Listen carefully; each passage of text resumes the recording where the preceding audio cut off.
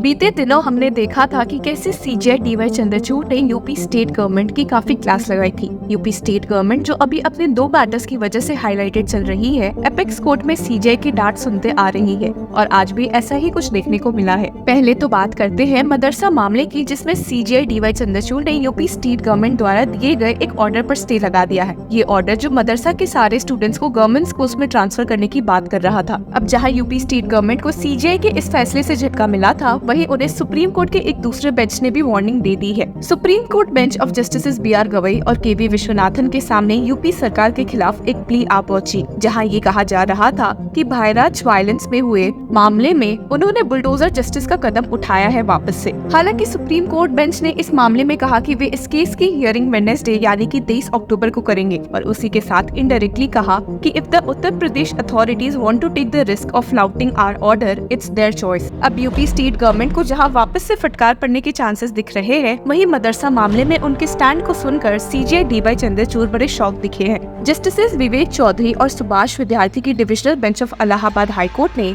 Uttar Pradesh board of Madarsa education act 2004 को unconstitutional declare करते हुए इस एक्ट को सेक्युलरिज्म के खिलाफ बताया था, जो कि इंडिया का एक बेसिक फीचर है। इस फैसले ने देश में एक तहलका मचा दिया था और जहां यूपी स्टेट गवर्नमेंट का स्टैंड अभी तक यही था कि वे इस एक्ट के अनकॉन्स्टिट्यूशनल होने से सहमत है, वहीं अब उनका स्टैंड ये हो गया कि ये फैसला गलत है। जी हाँ, आपने सही सुना। Additional solicitor general of India K M. Nataraj, जो कि यूपी स्टेट गवर्नमेंट की ओर से मौजूद थे, ने सबमिट किया कि the high court should have only struck down the provisions which are violative of the fundamental rights instead of nullifying the entire regulatory framework. इस पॉइंट पर सीजे डीवाई चंद्रचूड़ काफी शॉक दिखे और कहा, So, are you standing by the validity of the act since it's an act of the state? Should we note that you support the act's validity? और जिसपे अब UP state government ने agree किया और कहा कि yes, we filed a counter before the High Court standing by the act. We cannot change that stance. हालांकि सीजे D Y Chandrachud ने इस मामले में वापस से पूछ दिया, if the quality of education is not up to par, you the state argued that you have sufficient powers to intervene under the act. इस पॉइंट पर ASG नटराज ने कहा कि striking down the entire act is incorrect. It's not a matter of legislative competence but of violating fundamental rights, which doesn't require the entire legislation to be struck down. Only provisions violating rights should have been examined, not the whole regulatory framework. जिसके साथ ही उन्होंने वापस से add किया कि a government order treats madrasa schools as equivalent to other schools and equivalent certificates are to be issued for 2 courses. We have stated that these are equivalent. लेकिन सीजे D Y Chandrachud के सवाल यहाँ खत्म नहीं होते हैं और उन्होंने NCPCR के सजेशन पर भी सवाल उठाते हुए कहा, But NCPCR is aware of the fact that there are religious instructions provided across India to young children by institutions of the community. Has NCPCR adopted the same stand that it is contrary to fundamental constitutional values? एक और सवाल जो सीजे D Y Chandrachud ने यहाँ पर उठाया वो ये था, Has NCPCR issued any instructions cutting across communities that you will not take children into your religious institutions unless they are taught secular subjects? इस मामले में हियरिंग के दौरान सीनियर एडवोकेट मुकुल रोहतगी ने भी पिटिशनर्स की ओर से मौजूद होते हुए इलाहाबाद हाई कोर्ट के फैसले पर सवाल उठाया। He added that the High Court's judgment was actually against the principles of secularism as it had the effect of depriving minority students of their right. और जिसके साथ ही उन्होंने स्टेट किया कि hundreds of people studying, you cannot force somebody. This is not secularism. इसके जवाब में सीजे D Y Chandrachud ने भी स्टेट किया कि secularism means live and let live। हालांकि हियरिंग के दौरान सीनियर एडवोकेट गुरु कृष्णा कुमार, जो कि एक इंटरवीनर की ओर से इस एक्ट को अपोज कर रहे थे, के पॉइंट्स पर सीजे डीवाई चंद्रचूड़ ने उनसे पूछ लिया, What was wrong in the legislature recognizing an institute imparting religious instructions and mandating that they should follow certain basic standards? इस पूरे एक्ट को ऐसे रिमूव करने से तो मदरसा अनरेगुलेटेड रहेंगे और भला वो कैसे सही है, सीजे का ये सवाल था और उन्होंने कहा, Is it not in our national interest that you regulate the madrasas? You cannot wish away 700 years of history like this. Suppose we uphold the High Court order. The parents of children will still send them to madrasa. It will just be a silo without any legislative intervention. It is a policy statement to regulate the madrasas. जिसके साथ सीजे ने point out भी किया कि act gives rule making powers to the state to lay down standards. Krishna Kumar argued that the act does not ensure secular education and was mostly focused on theological studies. Singling out the religious institutions of one particular community for recognition was unconstitutional.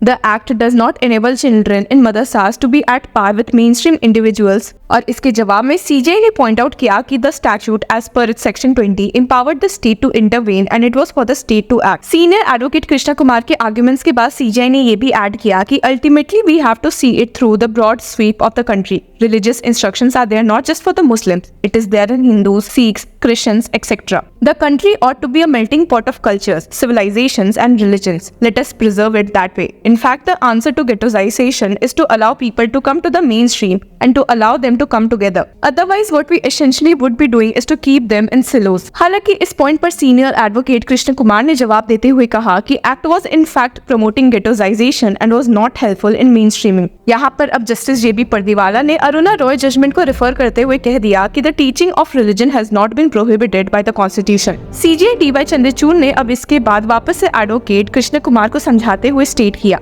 Suppose there is an institution training Buddhist monks and the state says provide some secular education. That is the ethos of our country. Remember, what you are arguing in the context of Islam will apply across all religions in India. Right from Ved पाठशालास to institutions training Buddhist monks, Jain priests. और जिसके साथ उन्होंने कहा कि उनका एक point ये भी है कि मदरसा स्टूडेंट्स को क्वालिटी एजुकेशन भी मिलनी चाहिए. But to throw out the act is like throwing out the baby with the bath water. और further CJI ने ऐड किया कि religious instructions are never an anathema in our country. जब senior advocate Kumar ने कहा कि मदरसा education would not enable the students to be at par with the mainstream students, तो justice JB Pardiwala ने कहा, Why do you want them to be at par? You cannot compel them to be at par. यहाँ पर अब senior advocate Guruswamy ने अपनी बात उठाई और कहा, There was a parliamentary debate where the minister addressed this issue. Apart from madrasas under section 1, subsection 5, there's a third category, other institutions imparting religious instruction. और जिसके बाद CJI DY चंद्रचूड़ ने कहा, So institutions imparting religious instructions form a separate category. We must acknowledge that in India, religious instructions exist in various forms, such as madrasas and Vedic pathshalas. If Parliament enacts a statute to regulate these institutions with certain standards, what happens then? हालांकि ऐसे institutions सिर्फ एक community को exclusive नहीं है. और जिसके बाद CJI ने एड्रेस किया और एक और सवाल कहा, Religious instructions is not exclusive to Muslims. Our country is a melting pot of cultures, civilizations and religions, and we should strive to preserve that diversity.